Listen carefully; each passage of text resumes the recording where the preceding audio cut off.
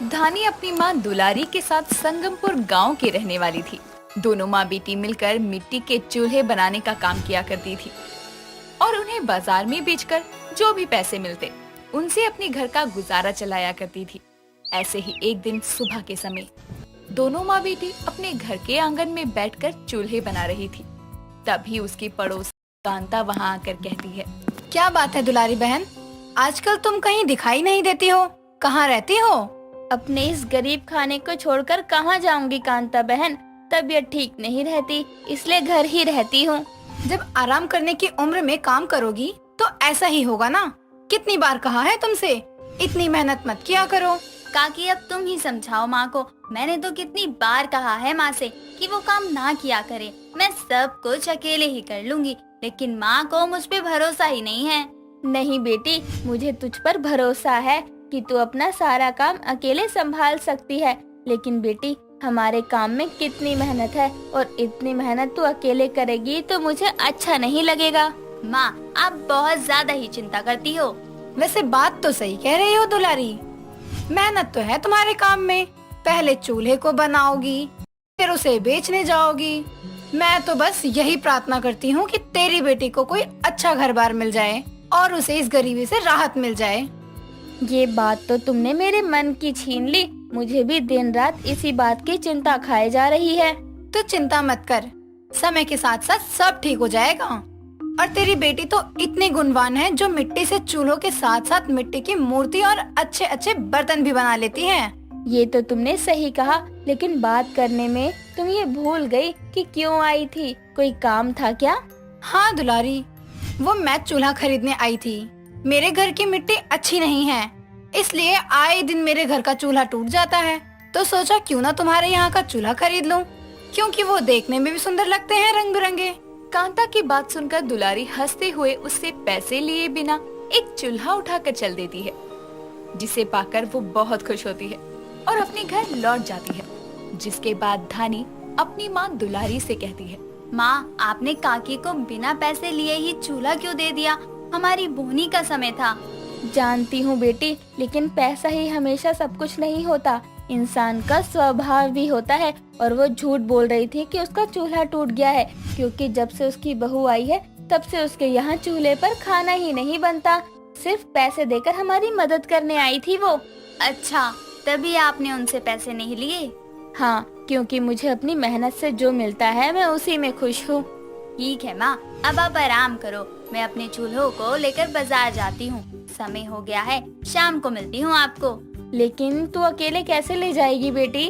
माँ आप चिंता मत करो, मैं चली जाऊंगी। धानी इतना कहकर अपने कुछ चूल्हों को लेकर बाजार में बेचने निकलती है।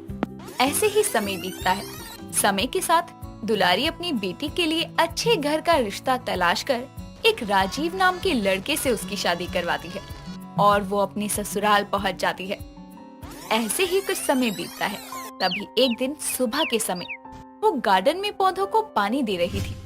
तभी उसकी नजर गार्डन में मिट्टी से भरी बोरी पर जाती है, जिसे देखकर वो अपने आप से कहती है, कितनी अच्छी मिट्टी है ये, इसके चूल्हे कितने अच्छे बनेंगे। वैसे भी यहाँ पड़े पड़े ये मिट्टी खराब ही हो रही है, क्यों ना इसका इस्तेमाल कर लूँ मैं।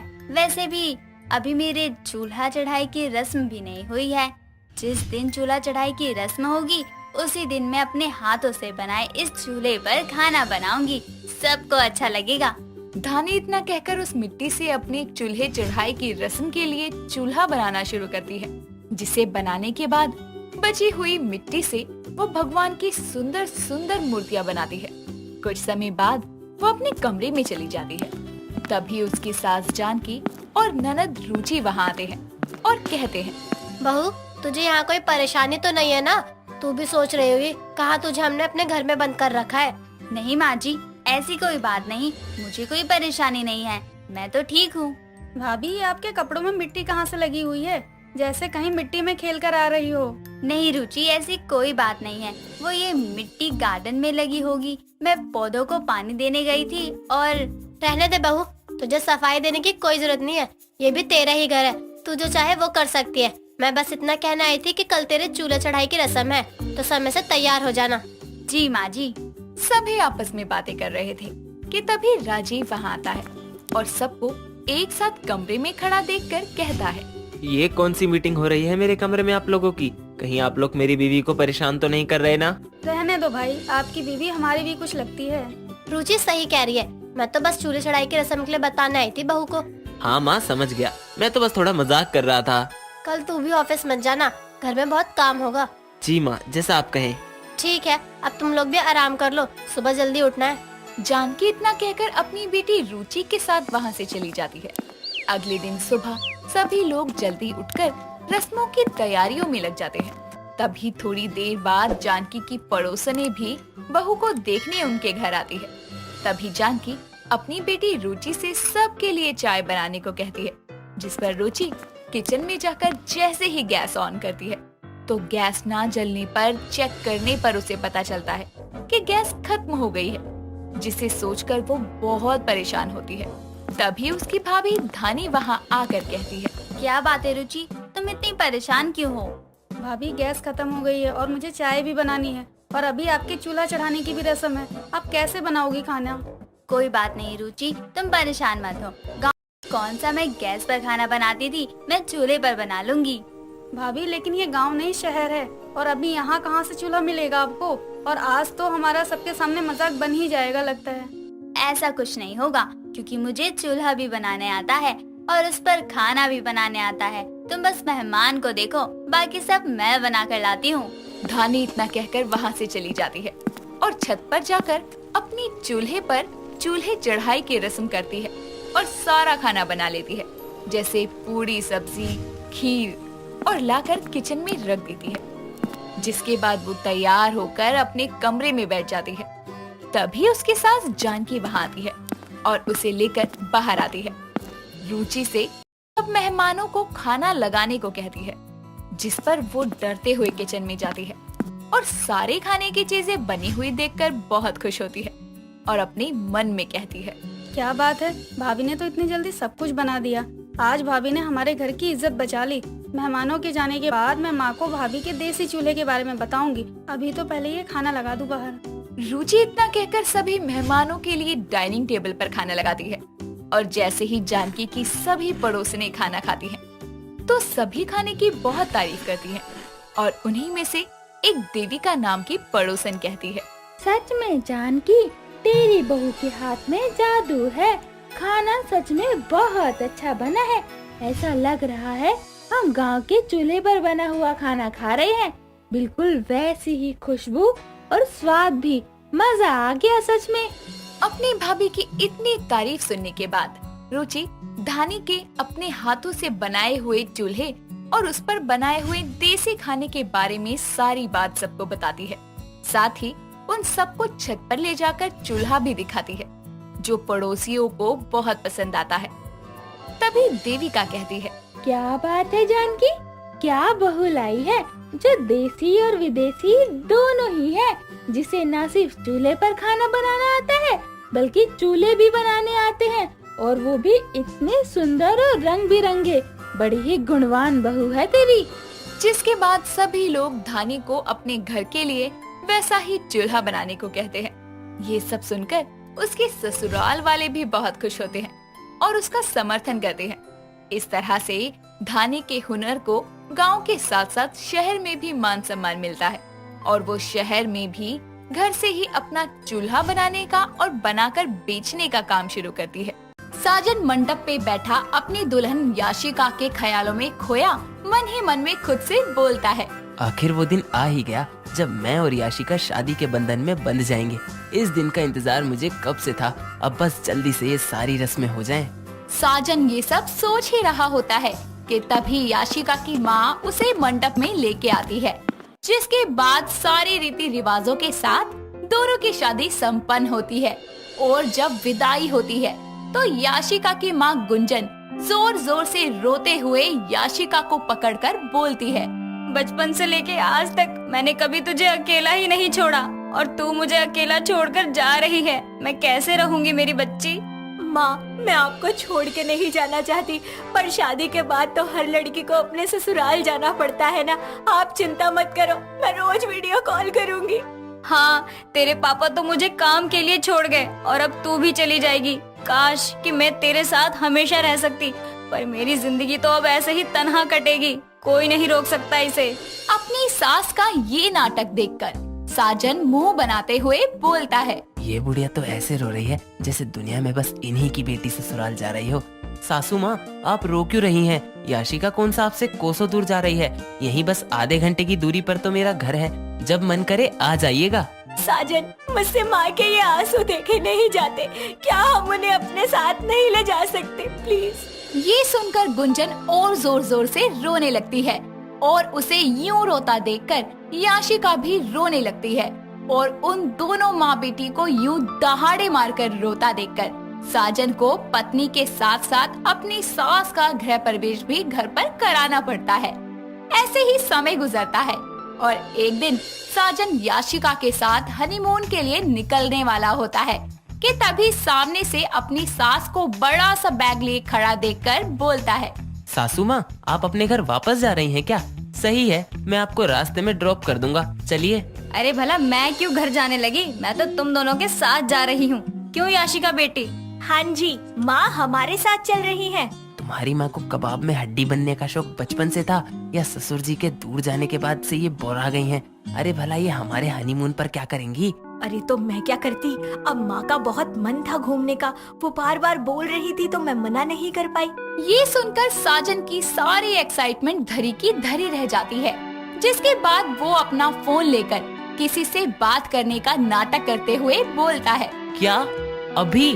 पर ठीक है, मैं 15 मिनट में वहाँ पहुँचता हूँ। क्या हुआ जी, किसका फोन था? कहाँ जा रहे हैं आप? सॉरी याशिका, बॉस का कॉल था। अचानक से कोई मीटिंग आ गई है तो मुझे जाना पड़ेगा। पर ऐसे कैसे दामाद जी, हमें तो घूमने जाना है। साजन अपनी सास की बात सुने बिना ही जल्दी से वहाँ से निकल जाता है। ऐसे ही कुछ दिन बीत जाते हैं और अपनी सास की वजह से साजन याशिका के साथ अकेले में टाइम नहीं बिता पाता। ऐसे ही एक दिन वो देर रात को घर आता है और फ्रेश होकर अपने कमरे में जाता है, जहाँ बेड पर कोई चादर तान के सो रहा होता है, जिसे याशिका समझकर वो बोलता है। लगता है आज मैं याशिका के साथ रोमांटिक रात के मजे ले पाऊंगा। अब तक तो सासू माँ भी घोड़े बेचकर सो गई होंगी। थैंक यू गॉड, मुझे थोड़ी सी खुशी देने के लिए। इतना बोलकर वो उसके पास जाता है और उससे लिपटकर बड़े ही प्यार से बोलता है। जान, तुम सो गई क्या? अरे याशिका, न्यू वेडिंग कपल इतनी जल्दी थोड़ी सोते हैं। चलो अब उठ जाओ और मुझे एक स्वीट और टाइट सा हक दे दो जान। जान उठो भी। इतना बोलकर वो चादर हटाता है और वहाँ अपनी सास को देखकर हैरानी से गिर जाता है और जोर से चिल्लाते हुए बोलता है। आप सासू माँ, मेरे कमरे में मेरे बेड पर क्या कर रही हो? उसकी आवाज सुनकर याशिका भी कमरे में जाती है और साजन को जमीन पर पड़ा देखकर बोलती है। जी क्या हो गया, आप इतने जोर से क्यों चिल्लाए और ये जमीन पे क्यों सो रहे हैं? पहले तुम ये बताओ, सासू माँ हमारे कमरे में क्या कर रही हैं? अरे वो माँ के कमरे का एसी काम नहीं कर रहा था और बिना एसी के उनको नींद नहीं आ रही थी, तो वो मेरे कमरे में सो रही थी। इतने में गुंजन भी उबासी लेते हुए उठ जाती है और बोलती है। अरे याशिका, तू यहाँ और दामाद जी जमीन पे बैठकर क्या ढूंढ रहे हैं? खैर छोड़ो, अभी जब मैं सो रही थी तो मुझे ऐसा लगा कि किसी ने मुझे कस के पकड़ लिया हो और मुझसे बोलने लगा कि जान, हग वगैरह ऐसा कुछ। सासू माँ, शायद आप सपना देख रही होंगी। जिसके बाद साजन और याशिका वहाँ से चले जाते हैं और अगले दिन साजन अपने ऑफिस के कैबिन में सो रहा होता है। तभी वहाँ उसका दोस्त नवीन आकर उसके सर पर मारते हुए बोलता है। अबे साले, रात में कौन सा जगराता करता है जो ऑफिस के टाइम पर भी कराटे मार रहा है? अरे यार सोने दे, घर में वो बुढ़िया सोने नहीं देती, यहाँ तू परेशान कर रहा है। साला जब से शादी हुई है जिंदगी के तो लग रखे हैं। बुढ़िया? कौन बुढ़िया? अरे मेरी सास। लोगों को शादी में दहेज, बंगला, गाड़ी, कैश, कपड़े, न जाने क्या क्या मिलता है, पर मुझे दहेज में ये सब छोड़कर सास मिली है जिसने मेरी रोमांटिक लाइफ की ऐसी की तैसी कर रखी है। और कल तो बुढ़िया जाकर मेरे बेडरूम में सो गई और मैं हॉल में पंखे की हवा में करवटें ही बदलता रहा। ये सास नाम की बला इतनी खतरनाक होती है क्या? बेटा एक दिन मेरे घर में रहकर देख, पागल होकर अपना सर न खुजाने लगे तो बोलियो। चल अब जा, काम भी करना है वरना बॉस की भी सुननी पड़ेगी। जिसके बाद नवीन वहाँ से चला जाता है और साजन अपना काम खत्म करके शाम को जब अपने घर जाता है तो देखता है कि उसकी सास सोफे पर लेटी हुई है और याशिका उसके पास बैठी है। ऐसे देखकर साजन खुद से बोलता है, कहीं सासू माँ अपनी आखिरी सांसें तो नहीं गिन रही? ये भगवान तो इतना दयालु नहीं हो सकता। आप आ गए? हाँ, ये सासू माँ को क्या हुआ? वो ऐसी क्यों लेटी हुई हैं? क्या बताऊं दामाद जी, मेरा मन बहुत बेचैन हो रहा है, उल्टी भी करने का मन कर रहा है। अरे बधाई हो याशिका, तुम्हारा भाई या बहन जल्द ही आने वाला है। क्या जी, आपको माँ की ये हालत देखकर मजाक सूझ रहा है? क्या दामाद जी, आप भी ना बड़े मजाकिया हो। उम्र तो नानी बनने की है, आप माँ बनने की बात कर रहे हो। पर आप ऐसे ही इस घर में पड़ी रही ना तो नानी भी नहीं बन पाएगी। हाँ, ये तो सही कहा आपने। अगर ज्यादा ही बेचैनी हो रही है तो डॉक्टर को बुला लेता हूँ ना। अरे नहीं नहीं, उसकी कोई जरूरत नहीं है, मैं ऐसे ही ठीक हो जाऊंगी। जरूरत तो आपकी भी नहीं है, जैसा आप ठीक समझे। इतना कहकर साजन वहाँ से चला जाता है। कुछ दिन बाद याशिका अपने कमरे में बैठी टीवी देख रही होती है कि तभी वहाँ गुंजन आकर उससे बोलती है, बेटी अब तो लगता है कि मुझे यहाँ से चलना चाहिए। माँ, आप ये क्या कह रही हैं? आप तो हमेशा मेरे साथ रहने वाली थी ना। फिर? अरे बेटी, तेरे मोह में मैं तेरे ससुराल में इतने दिन तो रुक गई, लेकिन अब और नहीं। और अगर मैं यहाँ से नहीं जाऊंगी तो तू मुझे नानी कैसे बनाएगी? जिसके बाद अगले दिन गुंजन अपना सामान लेकर हॉल में आती है। साजन उसके सामान को देखकर बोलता है, क्या बात है सासू माँ, कहीं आप हरिद्वार तो नहीं जा रही? ऐसा ही समझ लीजिए दामाद जी, अब आपको और मुझे इस घर में झेलना नहीं पड़ेगा। सासू माँ, आपके कहने का वही मतलब है ना जो मैं समझ रहा हूँ। बिल्कुल दामाद जी। माँ, मैं आपके बिना कैसे रहूंगी? नहीं याशिका, अब तुम कोई नौटंकी करके सासू माँ को मत रोक लेना। इससे पहले सासू माँ का मन पलटी खा ले, मैं ही इनको घर तक छोड़ाता हूँ। चलिए चलिए सासू माँ, मैं आपको ड्रॉप कराता हूँ। हाँ हाँ दामाद जी, थोड़ा सब्र रखिए, कम से कम अपनी बेटी को गले तो लगाने दीजिए। जिसके बाद गुंजन याशिका को गले लगा लेती है और साजन उसके पैर छूता है। जिसके बाद साजन गुंजन का सामान लेता है और अपनी सास को वापस भेजने के लिए उसके साथ चला जाता है।